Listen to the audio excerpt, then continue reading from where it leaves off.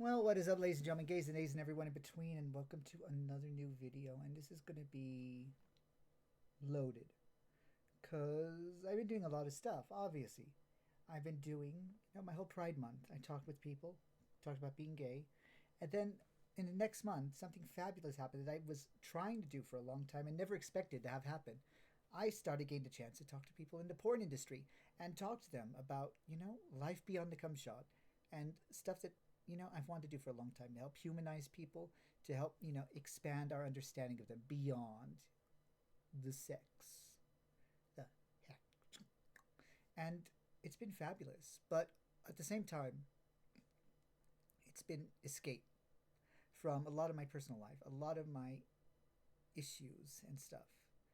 And, my whole point of starting YouTube all that time was to talk about things, talk about subjects that were not comfortable, that were not easily accessible. So I want to get back to that because it's kind of a big deal for me. So, that's precisely what we're going to be doing right now. I want to talk about me. Hi, guys, it's Rural. Gonna talk to y'all right now. Rawr.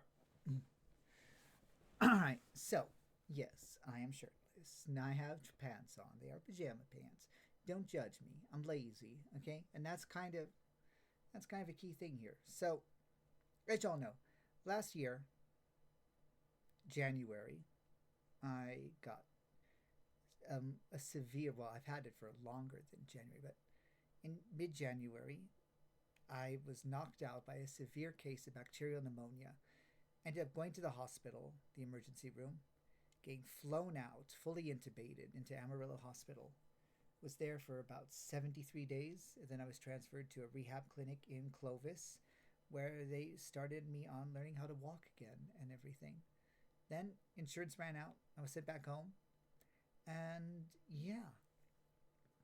And then eventually, I came back, started doing a few little YouTube videos to talk about everything. And then I started Twitch. And I started a whole brand new chapter of my life, for better, for worse. But the thing is, it's also more complicated than that. So, as you guys know, I did mention before, I had started a job search maybe a month after coming back home. We did postpone it a bit, mostly because I didn't feel like I was fully recovered enough yet. And I still wasn't, because I didn't get start walking properly again until October of that same year. And even now, I'm still bad, but that's something that we're going to get into later. So the job search was fruitless. It ended up being wonderful because my mom was having her own health problems. We managed to fix her thyroid issue with medication easily enough. But there was also another issue that we found during that time, a large blood clot in her lower leg, her lower left leg. So we had to work on getting that treated. They prescribed a medication to deal with the blood clot. It was $5,000 copay. We said we cannot afford that, obviously. They looked at a option for a generic. That was a $2,000 copay. And then the nurse brought up the idea of trying to apply for a sliding scale, which looks at your income, and if you fall within a certain bracket, you get assistance. Our pulled income, me being jobless, mind you, our pulled income together passed the threshold by $50. So while we have been struggling financially for over a year, if I had gotten a job, I genuinely 100% would have been responsible for my mother's possible death. So while it's still been a struggle, I am taking it entirely as a success, as a wonderful turn of events, because my mom's still here. And just recently, we got the clearance that the blood clot is gone. She is still continuing one more cycle of blood thinners to assure that everything is okay. And after that, it should be done.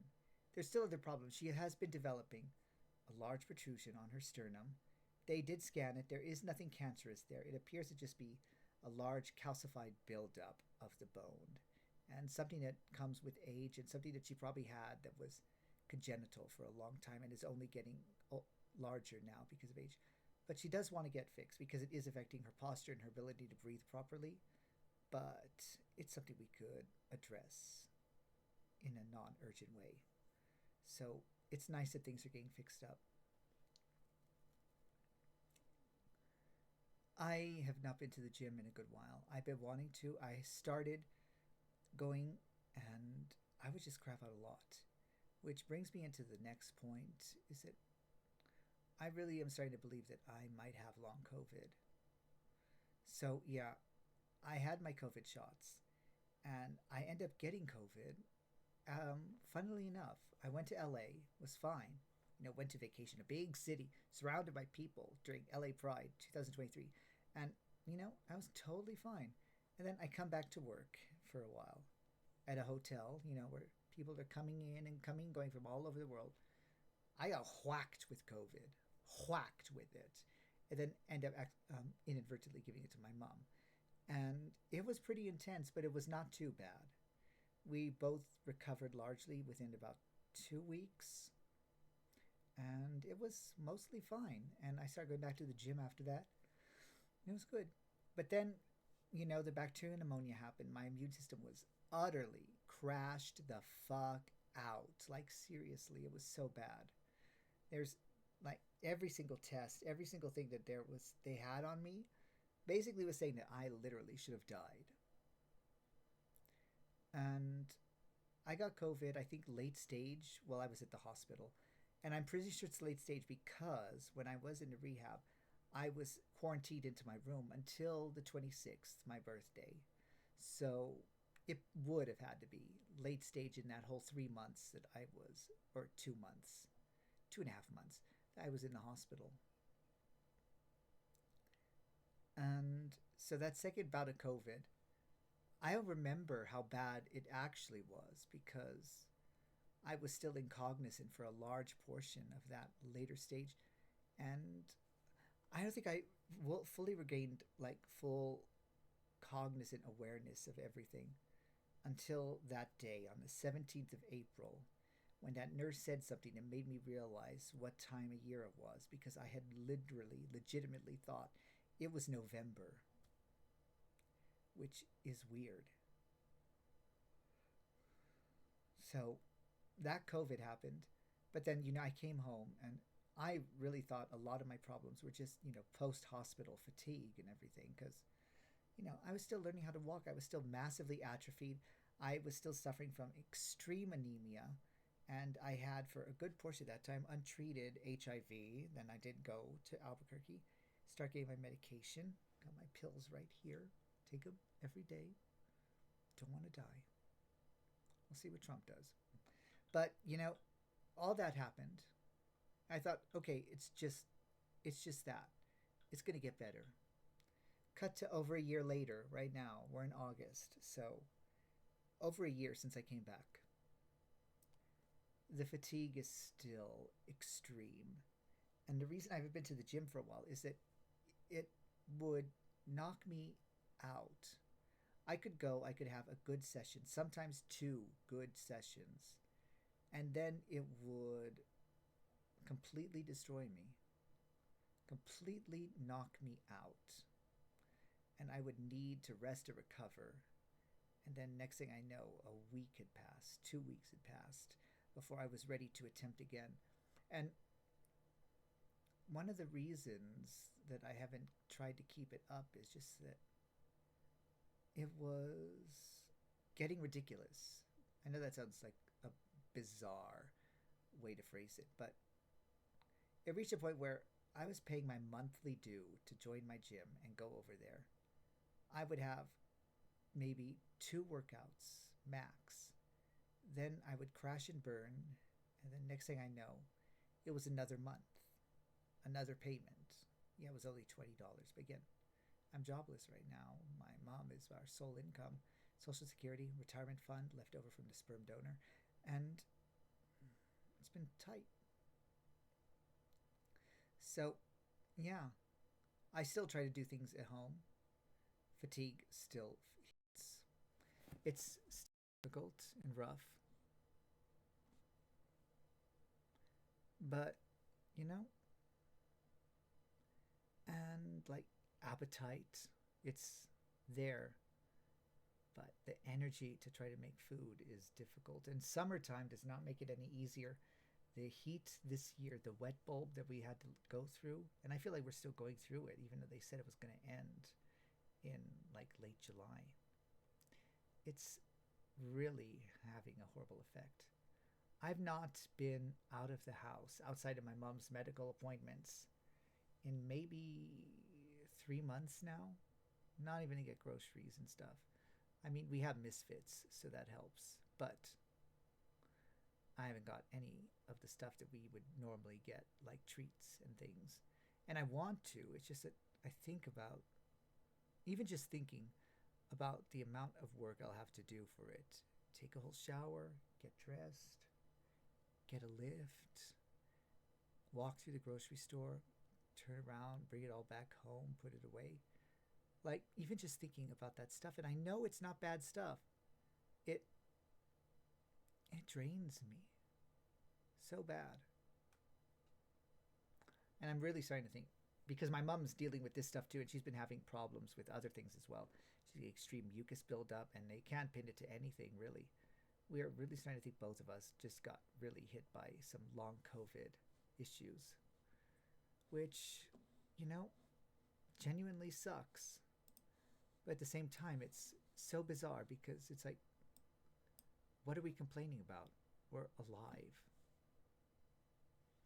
Alive, living through a Trump presidency that is tearing this country apart and destroying things and ruining lives and making people miserable. But yeah, we're alive. I always try not to be downer, but like, it's been very much a downer era.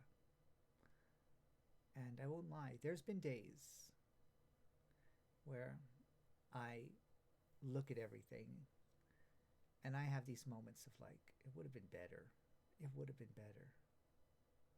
But it doesn't last long, and I get over it, and I realize that I am so fucking grateful to be alive, to be living, to be having these new experiences. Which is why I'm going to be having an uncut subathon over on Twitch. Uncapped is usually what they call it. It's a subathon thing where people will come in, give subs, give bits, give donations and such. And then on top of that general support, when they do it, it extends the length of the stream. It extends it, makes it longer. Could be unending. No, probably will not be like unending. No, it's going to be that crazy. And because I'm only just starting on this. I'm so young, so fresh. I'm a virgin, touched for the very first time. Shut the fuck up. But yeah, I'm doing this. And honestly, there is a monetary reason to this. Because like I say, I've been not working for all this time. And it's been beneficial, like I say. Me not working is literally the reason my mother is alive and not at risk of horrible heart conditions and death from a blood clot. So I'm never going to regret not working all this time. But it's still been financially draining. It's still been rough. So I feel like a little subathon like this is going to help. But I also want to build my community. I want to build my reach. Since I've been talking with people in the industry, I want more people to see those conversations. I want more people to interact with those conversations because it's really important to me.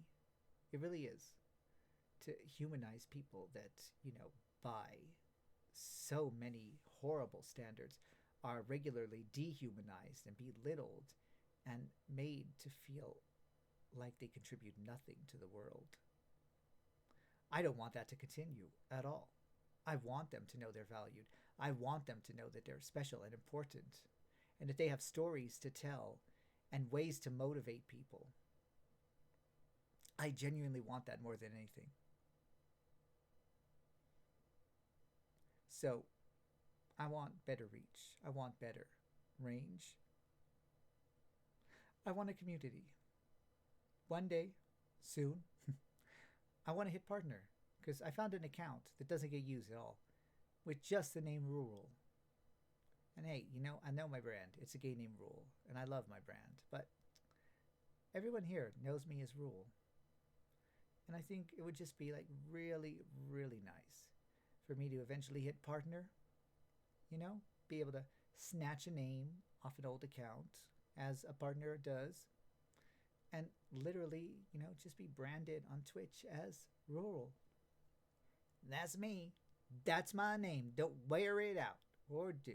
I like being used. And, but yeah, this stuff has been complicated, bizarre. I've had ups and downs. I've had friendships end. I've had new friendships grow. I've built community. I have people loving me and supporting me. I have people that I'm loving and supporting. This is growth. This is development. This is a new chapter in my life. And I wouldn't change almost anything about it. I'm genuinely incredibly happy right now. I'm doing wonderful things. I am moving forward. I'm helping people. I wouldn't give that up for anything. I really wouldn't. Not even peace and an escape from everything that's going on in this country right now. But all of that to one side, there's another thing I want to talk about. But you know what? This video is already 16 minutes. I'm not sure if I should make a separate video or just continue here. I think we'll continue here. One thing that has been bothering me ever since coming back from the hospital up till now has been every little delusion, hallucination, whatever you want to call them, that I had during that period. Because I know now that literally almost nothing was real. And the weirdest thing is that it bleeds into the time before that as well. I think mostly because I did have bacterial pneumonia back way before I was wheeled into that emergency room and had a tube jammed down my throat. It was affecting me before then too. But the thing is, I can't really contact anyone at my old workplace. I don't feel like just always trying to pop in and wait for the right person to be working there just so I can, take them away from their work and, chat. But I don't know how much of my delusions were delusions. And that's the thing that scares me so much because they are so vivid in my head. They are all in here. Pure, pin sharp HD detail. And I feel like if it was just fake, if it was just delusion, it should be gone by now. I should be free of it. But I'm not. It's all still there. The work thing, I remember spending what felt like a long time, but everything felt so long during this era. Spending this time thinking that there was a secret extra floor to the hotel for special guests and everything. And I wasn't allowed to go up there, and I would try to find ways to get up there. Although, funnily enough, I think secret corridors, secret places have always been a consistent for me in dreams and I guess now in delusions as well. I only have one memory that I know is real, and I'm not sure if it's fully real or if it's just based on reality. That my mom was trying to get me to the hospital. I don't remember her trying to get me to the hospital, but she told me. I don't remember what it was she was trying to get me ready for, but she was pushing me to get ready. And I was trying to get my pants on. And every single pair I tried to get on, I couldn't get on. They couldn't fit over my legs. And I was just breaking down. I was crying. I was panicking. I felt horrible. I hate to say it, but I felt fat. It turns out it was like just the severe edema was being caused by this bout of bacterial pneumonia and everything. But I didn't know then. And I remember it was like so bad. My mom was shouting at me again, hurry up and get ready. I can't. It doesn't fit. Just wear something. Just wear the loosest thing. I was like, no, I don't want to look terrible. Which, very on brand. And I remember it was like one of those things. It was so bad. She came into my room, and but it's weird because it would have happened, like I say, January, maybe December, most likely January, if it was so close to my actual visit to the emergency room. But it felt like summer to me. It felt warm. I felt like there was sunlight and not coldness. The seasons made no sense to me then. And I remember us going to the hospital, but not the hospital. What I remember is we were going into the next town, and we went to a nice hotel. And I remember the hotel so vividly. We walked in. It was a beautiful, large area, a staircase going up, spreading on either side for second floors. There was the little desk at the lobby. They had confections and little sweets and a little cabinet there. And then next to that was the check-in area. I remember us having to go to the elevators. My ability to walk was very irregular in these dreams because when we got there, I did need to use a wheelchair. And we had to find the elevators. And we got to our room. And for some reason, this is so bizarre, but it never clicked with me as being unusual. My mom had a bunch of our furniture brought to this room so we could make it feel more like home.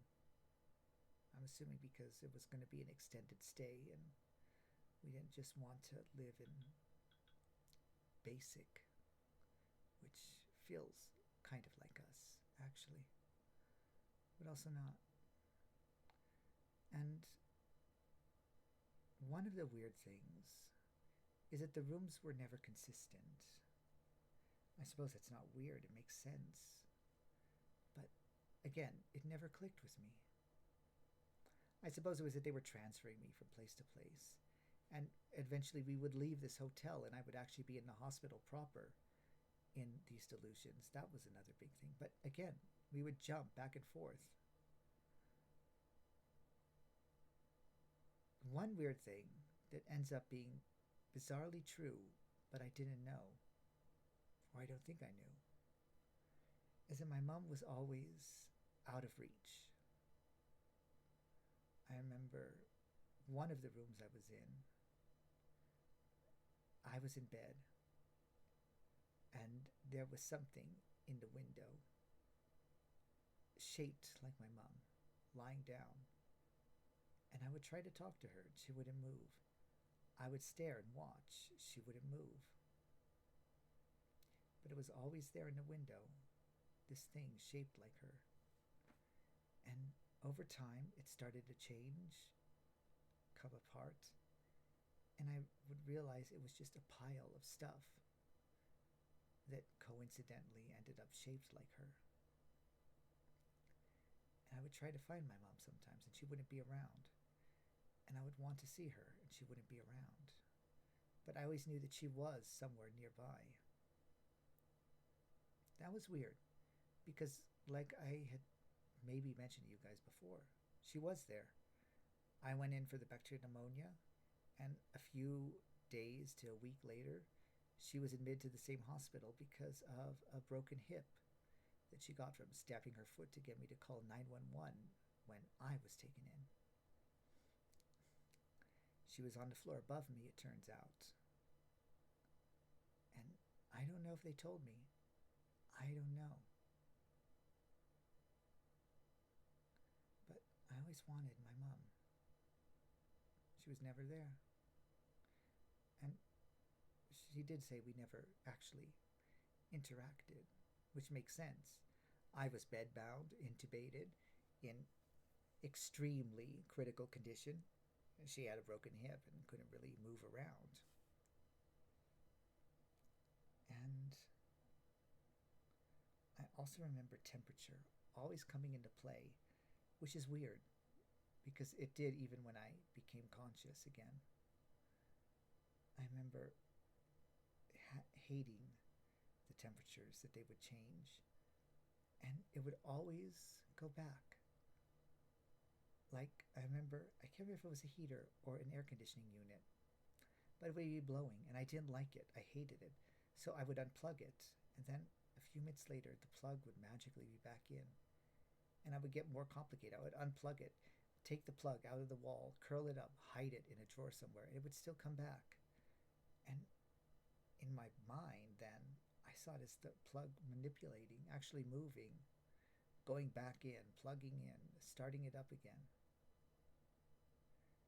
And the funny thing is, I thought it was winter for a long time.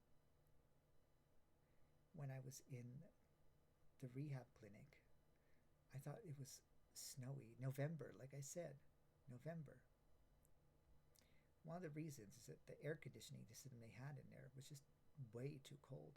And I never realized that until I actually went out of my room for the first time and realized how warm the rest of the place was. And it's one of the reasons I never noticed what was wrong with my feet. I have some weird, mild nerve damage in my feet, and I still have it. Everything from the ball of my foot up to my toes is constantly tingling. I can still feel stuff. I can still feel pain and sensations there, but it's just always tingling. Always. And back then, I thought it was because of how cold it was. And I thought that I had developed a frostbite sort of thing in my feet. But I don't think that's what it was anymore. It really couldn't be, because it would have gone away. A weird thing is that my phone played a big role in things as well, because I never had it. I never had my phone. I never had my watch. I don't believe I had my watch. I might have. The number tracking on it is a bit weird around that time until it goes dead entirely. So I don't know if I just took it off or something. I don't know. But I remember I would always be looking for my phone. And there was this thing, I downloaded a strange app on my phone. And among the things it would allow me to do, one was just be able to teleport places, find a location, tap it on a map, and I would be there. I went to a cute little art studio and enjoyed it. I went to a little bakery. I wanted to sneak around, go places, have freedom. And it's weird. I would always end up falling asleep in these places, borrowing a bed.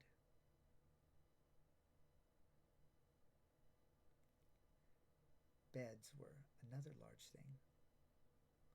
It always came down to me being in a bed or trying to escape a bed. And I say escape because I don't know if it's real or not. The beds that I imagined would have an alarm attached to them on either side. So if I tried to get out of the bed, if I tried to move out of the bed, it would set off a sensor. And then the nurses would say, "Get back in your bed," or they would come over. And again, I don't know if it was real or not. I remember guardrails being risen, like a baby's crib type thing, to hold me in place.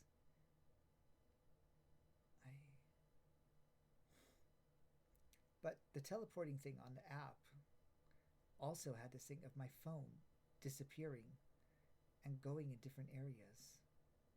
One of the places we ended up staying in was sort of a condo area. It was cute, minimal. There were places on either side. There were doors in between each where you could get into them. And then there was special doors that led into these narrow, ratchety, strewn together, small little hallways that I could walk through. And they would just take me to different rooms, different areas. And again, I would find people, talk to people, sneak into rooms, find food. Food also played a big role in things. It was bizarre. It was strange. But I would use these small corridors to try and find my phone all the time. And every time I found it, I would have it for a little bit and it would disappear. Another weird thing is that clothes always played a big factor in multiple ways. So I was always losing pants during this time. I would put pants on, I would take them off, leave them on my bed, and anytime I left something on my bed, it would disappear. And I couldn't find it anymore. And it was scary. Like without delay. And I would try to be so careful all the time, taking things off, leaving things half on, and they would still disappear. But also, too, I remember clothes being fused together, which was weird. I would pull out clothes that I had and liked and wanted to wear, and they would be non functional. Sleeves would be attached together, pieces would be melded into one another. It was always unwearable, broken, and made no sense. I remember hospital pajamas, very thin, very delicate, and I would go through them rapidly fast because they would just tear and disintegrate, and I don't know. Because mom said she didn't get anything. She had to beg to get a little tracksuit that she had to wear, and it was like her sole outfit the whole time she was there. So where did I get this from? Where did this come from? The hotel would always grow and expand and change because I was wandering in it. Again, the weird thing. Sometimes I was mobile and I was walking around and exploring places. I walked down this one hall. I think I was trying to find a bathroom. And I went down this area to this section. It was probably a honeymoon suite section. I walked into this room. They were still building it. Beautiful. Mirror floors with marble walkways making like a little cross pattern. So marbles like this, and then mirrored floors all the way around. Beautiful ornate walls. And I went to one of the rooms, and it was mostly red. Beautiful big heart-shaped bed. And I wanted to go lie down in that bed, so I did. I always lie down in beds. Always. And then after that section, I ended up finding another, which was like a water park. And they had these sort of island tiki hut style rooms. And again, I would go lie down in them. And again, the beds would trap me, and I couldn't get out of the bed. And I would have to cheekishly try to sneak out or end up setting off the alarm, and they would come and find me again, and I'd be back. One of the weirdest things and most interesting things to me is I created an entire concert in my head on TV, watching this performance. And this is one thing that made me feel so certain that it couldn't be delusion, because I could never invent anything as creative as this. But then again, it would also never have been on television anyway.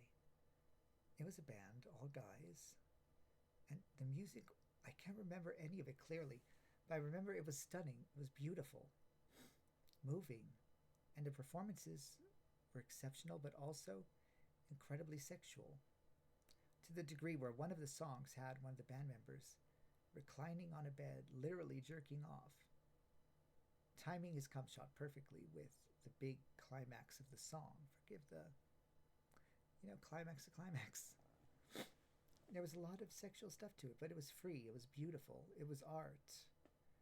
And I watched it, and I was just so in love with the performance.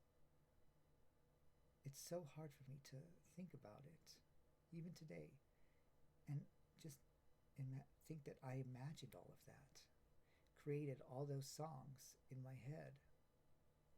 How?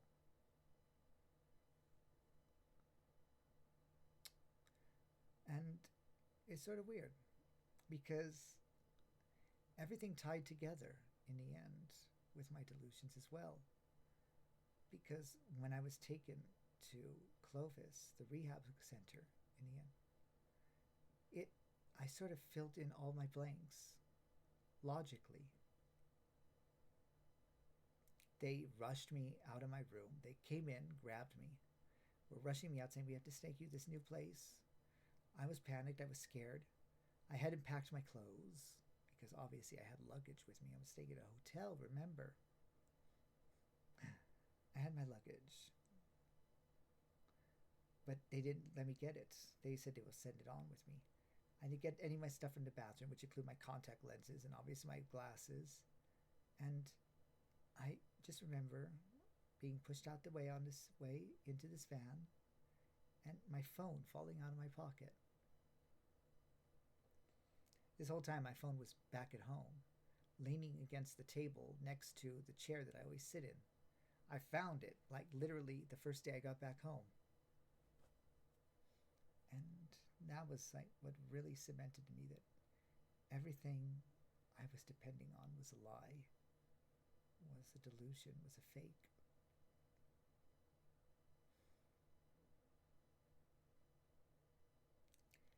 I remember the trip, long, winding roads, long, me trapped in the back of this van, in a chair that was locked in place, trying to stare through a blacked out window, seeing the blur of towns go by, seeing buildings that never existed, seeing development in this town that was never actually there.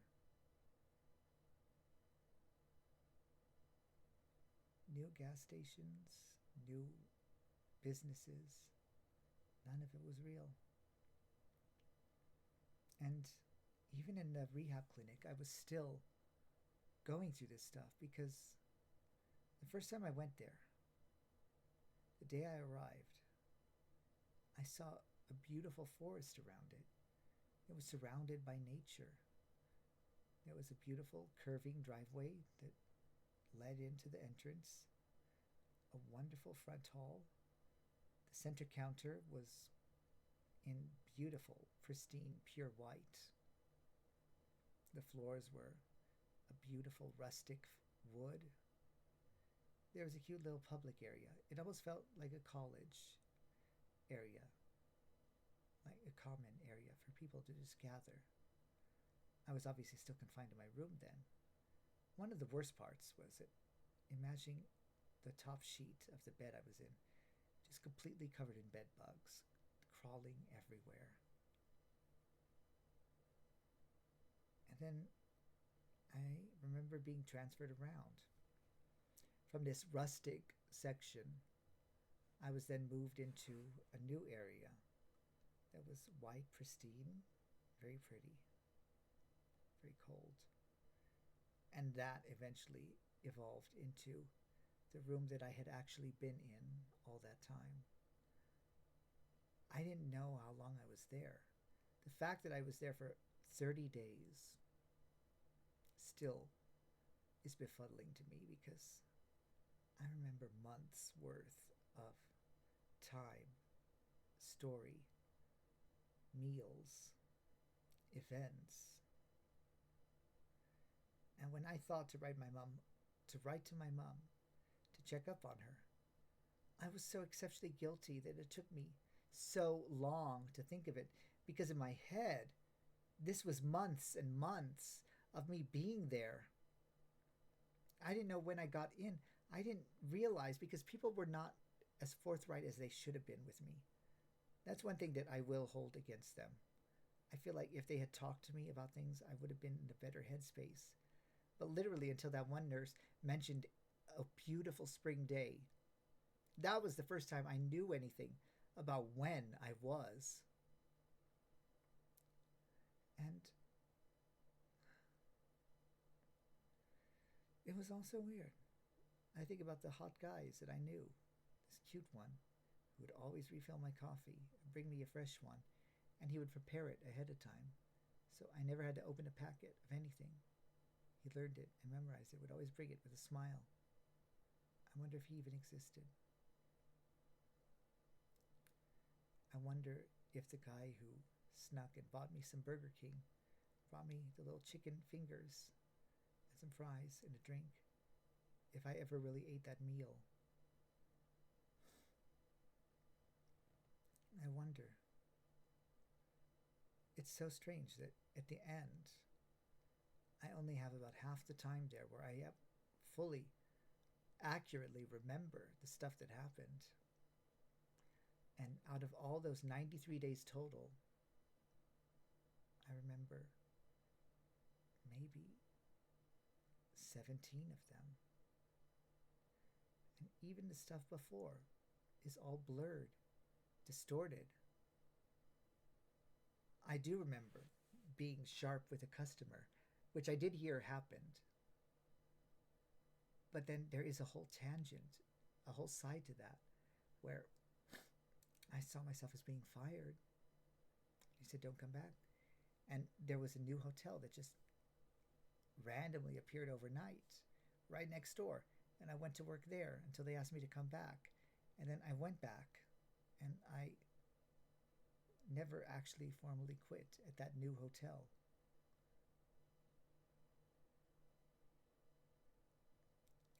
My brain is a mess. It really is. And for me, it's so weird because I've always felt like if something is a delusion, if something is made up, if something is just being made in your head out of nonsense, it should go away. So why do I remember all of this so vividly, so clearly? And why are all my real memories non-existent, hiding away, gone forever? It's really bizarre and unfathomable to me. And it scares me. It scares me so much because in the end, what it tells me is that I have no control over anything. What it tells me is I'm lost. I'm alone. I'm scared.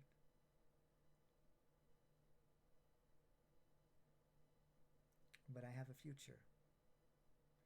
End of the day, as complicated as it may be, as lethargic as it may be, as confusing as it may be, as up and down and topsy-turvy as it may be, I have a future. So I want to make the best of that. All right, you know what?